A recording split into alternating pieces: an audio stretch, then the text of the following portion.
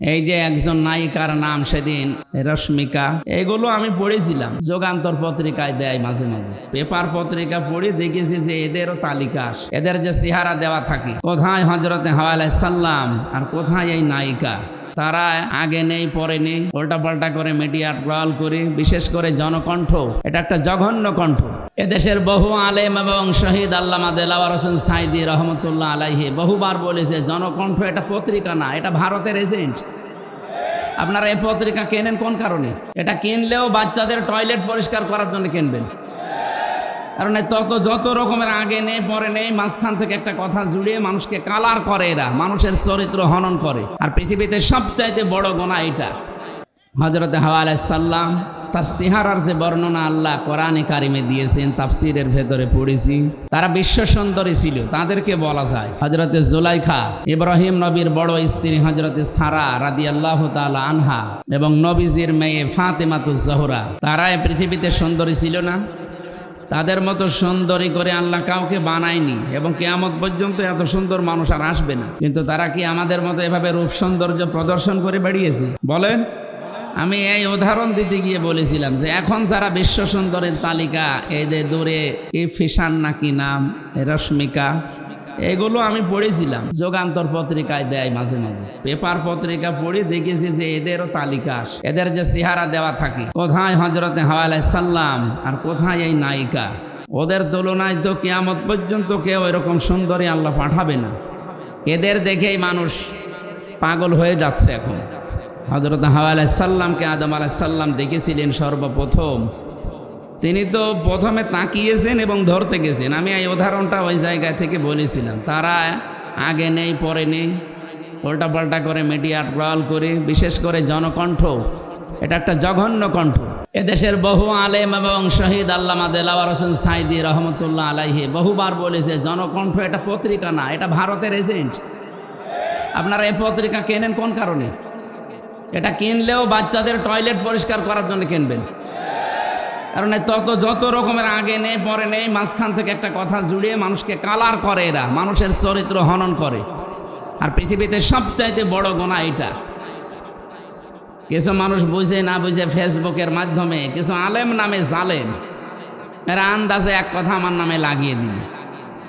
আরে ভাই, আপনি তো বুঝবেন যে আমি 1-1.5 ঘন্টা কথা বলি, 2-1টা কথা তো স্লিপ অফ টান হতেই পারে। আল্লামা সাঈদী সাহেবেরও হয়েছে। কোন বুজুর্গ কথা বলতে বলেন তো 1-1.5 ঘন্টা, দেখি ওর 10টা ভুল ধরতে পারে কিনা দেন। জালেমরা আমার জীবনটা শেষ করে দিয়েছে, এরপরেও কিছু কথা বলার জন্য আমি তো আসতে চাই না। আপনারা তো নিয়ে আসেন। ডাক্তার আমার বলছে আজ 10টার পরে জেগে থাকবেন না, আপনার কিন্তু আবার ওই অবস্থা হয়ে যাবে। আমি আসতে চাই না, হাত পা ধরে আমার বাবার হাত ধরে, আমার বাবার পা ধরে নিয়ে আসেন। আর নিয়ে আসার পরে একটু স্লিপ অফ টান হলে সেইটা নিয়ে আপনি মিডিয়া টল করেন। আপনার লজ্জা নেই? জালেম তো যা পালিয়েছে, তার সাথে বড় জালেম আপনি দেখছে এখন। আর আমি কি ওই উদ্দেশ্য নিয়ে বলেছি? আমার মনের খবর আল্লাহ জানে না? আর আমি তো সেই উলঙ্গ মহিলাকে আমার সামনে লাগিয়ে দিয়ে বলছে হুজুরের সাথে বিয়ে করবে। মানুষের কমন সেন্স কোথায় গেছে? বিবেক মনে হয় মরে গেছে। আমরা বাঁচি না দেশ নিয়ে চিন্তা করছি, কি অবস্থা দাঁড়িয়েছে এখন। আর শয়তান আছে মানুষের পেছনে লাগানি। মানুষের দোষ ত্রুটি যারা বর্ণনা করে বেড়ায়, খালি মানুষের দোষ ত্রুটি যারা অনুসন্ধান করে বেড়ায়, আপনি মনে করবেন এগুলো একটা অমানুষ। এতে জন্মের সমস্যা, সেগুলো যারও সন্তান। ফেসবুকে যারাই দেখবেন যার তার নামে উল্টাপাল্টা কিছু লেখে, সে যার নামেই হোক, যার নামে উল্টাপাল্টা লিখবে, আপনি 100 ভাগ সঠিক না হয়ে লিখতে পারেন না। আর মনের খবর আপনি জানেন না।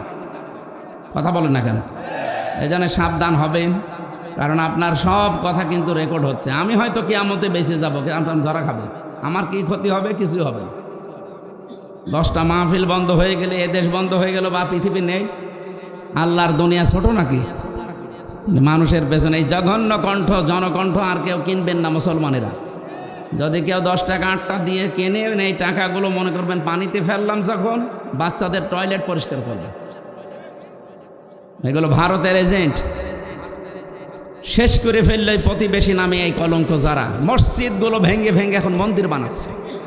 আবার বলছে আজমির শরীফও নাকি 1000 বছর আগে এখানে মন্দির ছিল, জবাই করার দরকার ধরে ধরে। শয়তান। ভারতের এই যে কয়েকটা সাংবাদিক বের হয়েছে টিভিতে, কলকাতার এই যে ময়ূর রঞ্জন না কি নাম যেন, এ কি মানুষের ভেতরে পড়ে? এরে মনে হয় বাবা 15-16টা বাবা হবে। তাছাড়া এত খারাপ সন্তান তো দুনিয়ায় জন্ম দেওয়ার কথা না। আমার মনে হয় ওকে 50 জন মিলে জন্ম দিয়েছে। আমি এত খারাপ কথা বলতাম না। এ যা শুরু করেছে এদের এই মিডিয়াগুলো। নুন আল কলামি ওয়া ইয়াসতুরুন, আল্লাহ তাআলা বলে সাবধান, আমি কিন্তু কলমের কসম করলাম এবং কলম দিয়ে মানুষ যা লেখে এইটারও কসম দিলাম। আপনি হয়তো থাকবেন না, আমিও আর 50 বছর পরে থাকবো না, কিন্তু এইটা থেকে যাবে। আপনার এই মিথ্যা তথ্য তামাম দুনিয়ায় ছড়াবে, যত ছড়াবে ওটা যদি সত্যিই মিথ্যা হয়, আপনি কবরে বসে বসে বাঁশ খাবেন।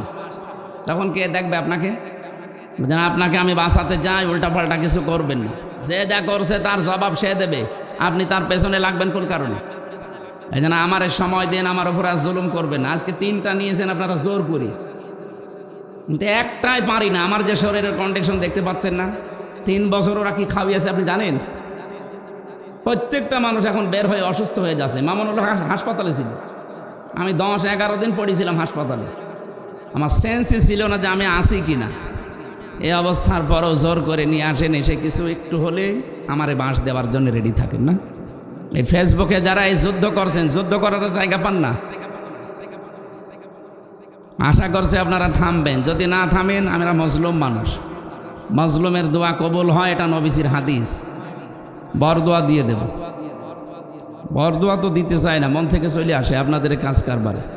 তামাম দুনিয়া জানে না যে এদেশে 15.5 বছর আলেমরা সব মজলুম ছিল, কিছু 5 আনা গোলাম ছিল, তাদের নাই জান্নাত ছিল, আর আমরা তো ছিলাম জাহান্নামে। আশা করছি এগুলো থামবে। এরপরও যদি কেউ না থামে, আমার মনের খবর আল্লাহ জানে। আমি কেন ওই উদাহরণটা ওই জায়গায় সেট করেছিলাম, হাওয়া আলাইহিস সালাম, হযরতে নবীর ছোট মেয়ে ফাতিমাতুজ জোহরা, তারা ছিল বিশ্ব সুন্দরী, তারা এভাবে বেপরদা হয়ে বেড়ায়নি। আর এখন একটু চেহারা সুন্দর হলেই মানুষকে দেখায় যে আমার বউ কেমন সুন্দর দেখো। এই জায়গায় বলতে গিয়ে যারা বিশ্ব সুন্দরী এখন তালিকা করে, তাদের এই দূরে ফ্যাশন, এই রশ্মিকা কি নাম, ও সাঁতা তো কোথায় বাড়ি আমি তাও জানি না, খালি পড়েছি এতটুকু। আর ওইটা উলট পালট করে। আমার কথা তো কাটবে, আমিরে জামাতের কথা তাই কাটছাট করে মানুষকে কালার করছে, আর আমি তো ছোট মানুষ।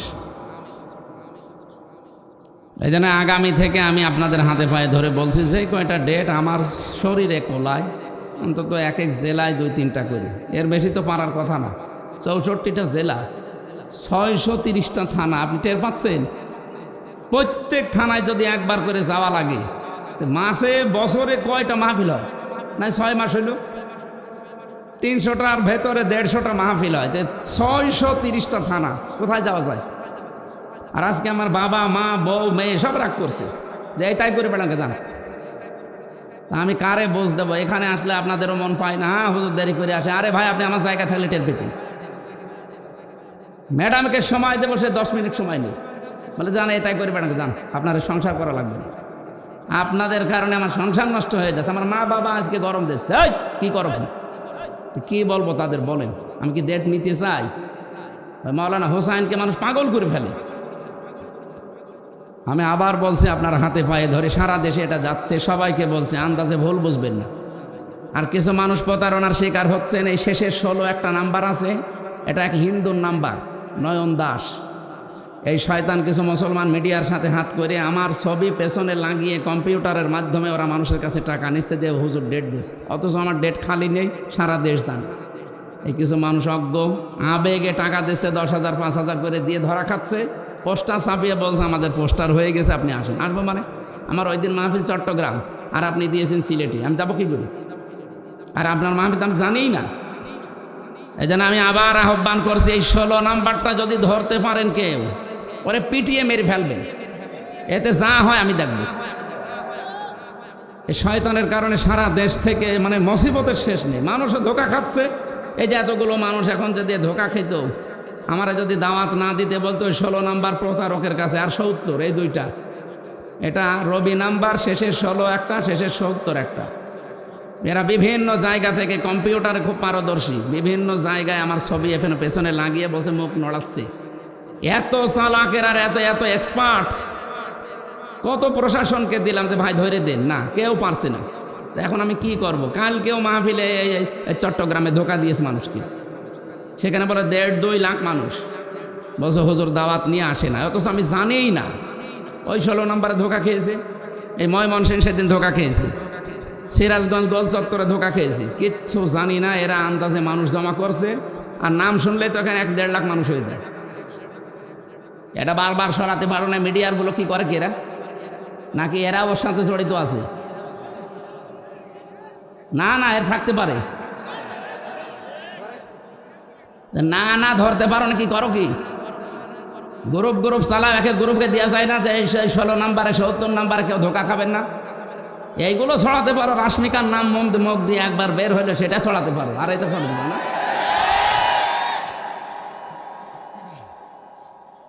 আমার মনে হয় এদের সাথে কেউ জড়িত আছে। তাছাড়া ও হিন্দু মানুষ।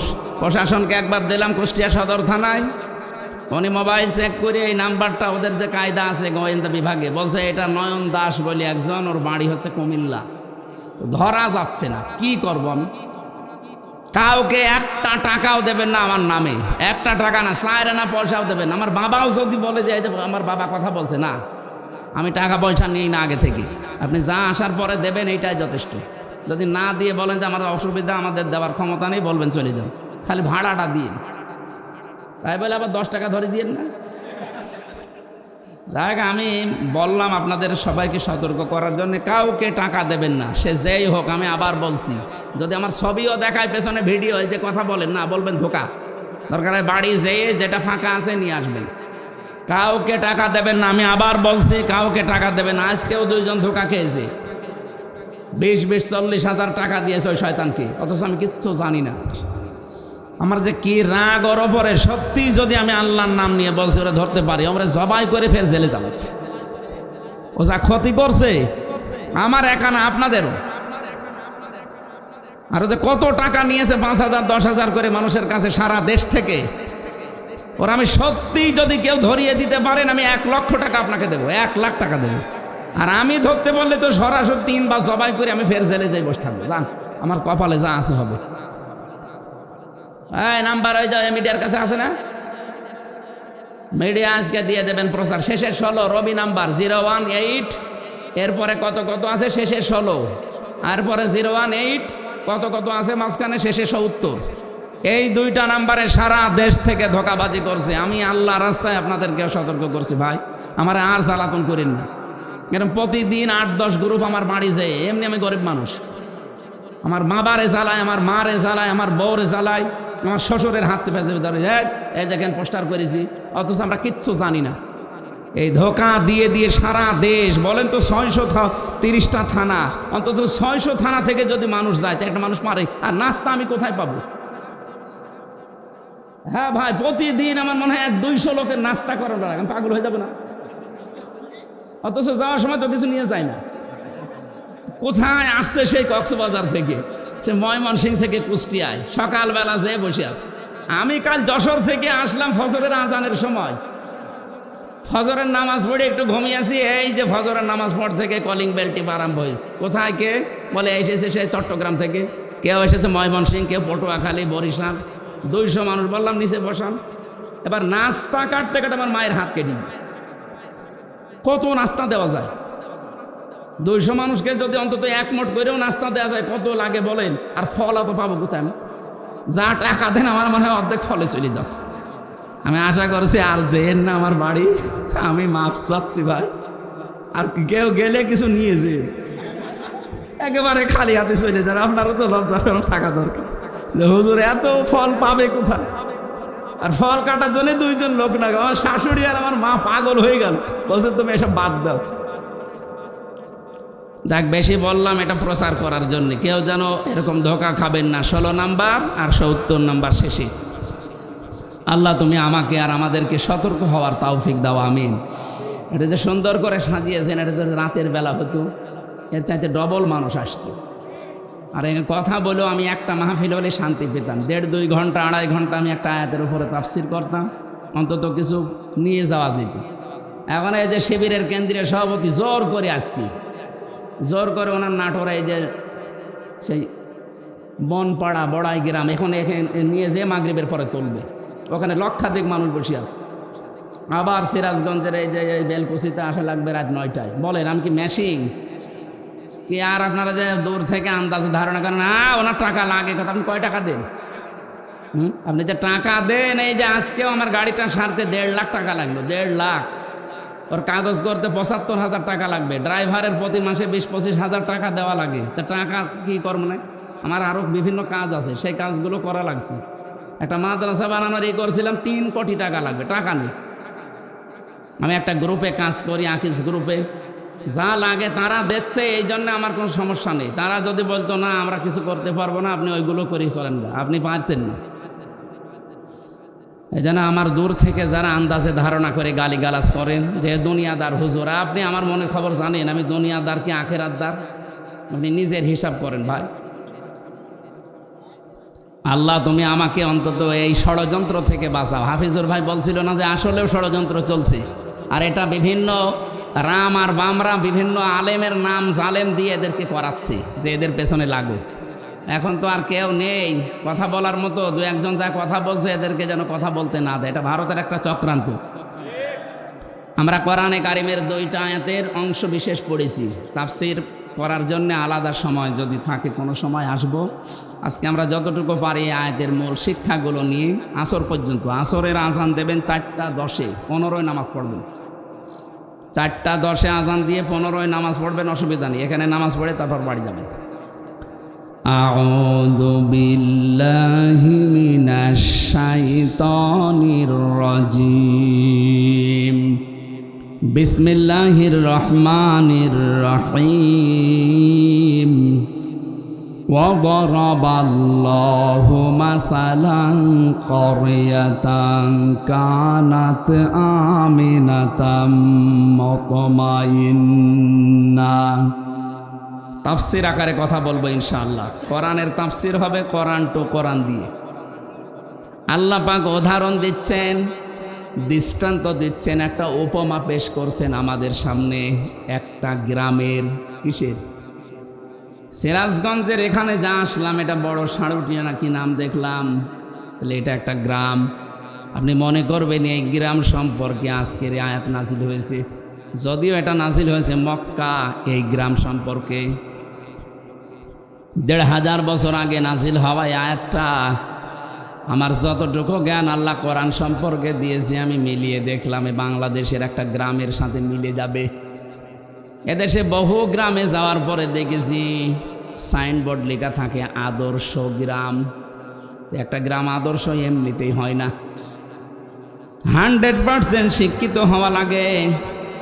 ওই গ্রামের ভেতরে যে সমস্ত কাজ কারবারগুলো মানবতা বিরোধী, শরীয়ত বিরোধী, ওইগুলো চলে না। অভাব অনটন, শান্তি স্বস্তি নিরাপত্তা বিভিন্ন দিক থেকে বিবেচনা করে লেখা হয় আদর্শ গ্রাম। পরশুদিন যেখানে ছিলাম লেখা ছিল আদর্শ আন্দোলিয়া, তার মানে গ্রামটা 100% শিক্ষিত মানুষ। কোরআনে আল্লাহ যে আয়াতটা দিয়ে গ্রাম সম্পর্কে উপমা দিচ্ছেন, এই গ্রামটার নাম হচ্ছে বাক্কা। নাম কি? বাক্কা। এটা মক্কার প্রাচীন নাম। আল্লাহ পাক বলেন ইন্না আউয়ালা বাইতি উযিআ লিন-নাসি লাল্লাযী বিবাক্কাতা মুবারাকাও ওয়া হুদাল লিল আলামিন। অবশ্যই এই পৃথিবীতে সর্বপ্রথম একটা ঘর প্রতিষ্ঠিত হয়েছে। প্রথম বানিয়েছে আল্লাহ ফেরেশতাদের দিয়ে, দ্বিতীয় বানিয়েছে হযরতে আদমকে দিয়ে, এরপরে বানিয়েছে হযরতে নূহকে দিয়ে, এরপরে বানিয়েছেন ইব্রাহিম আলাইহিস সালাম আর ইসমাইলকে দিয়ে। এখন মাঝে মাঝে শত সংস্কার হয়, কিন্তু সর্বপ্রথম আল্লাহ পৃথিবীতে ঘর বলতে যা বোঝায় ওইটা বানিয়েছে কাবা শরীফকে। 2টা জিনিসের ভেতরে এখনো পর্যন্ত রাখা আছে। 1 নম্বরে ফিহি মুবারাকান, এটা বরকতময় করে দিয়েছে আল্লাহ, কিয়ামত পর্যন্ত এটা বরকত দিয়ে ভরপুর থাকবে। মুবারাকান অহুদান, এর ভেতরে আল্লাহ পথ নির্দেশিকা রেখেছেন লিল আলামিন, বিশ্ববাসীর জন্যে। এবার আসেন তো আয়াত থেকে আল্লাহ আমাদের জানাতে চান কি? তাফসিরে মুফাসসিরিন ইকরাম লিখেছেন, আমি বহু তাফসিরে আয়াতের সাথে মিলিয়েছি। সব মুফাসসির লিখেছেন আমাং দাখলাহু কানা আমিনা, এই কাবায় যদি কেউ প্রবেশ করে আল্লাহ তাকে নিরাপত্তা দিয়ে দেয়। খুব ভালো করে বুঝবেন, এখান থেকে শিক্ষা বের হবে। এই বাতাস কি করে দাও, জোরে দাও, হ্যাঁ একটু জোরে দাও, 10 মিনিট তারপরে বন্ধ করে দাও, ভেতরে ঘিমে যাচ্ছে।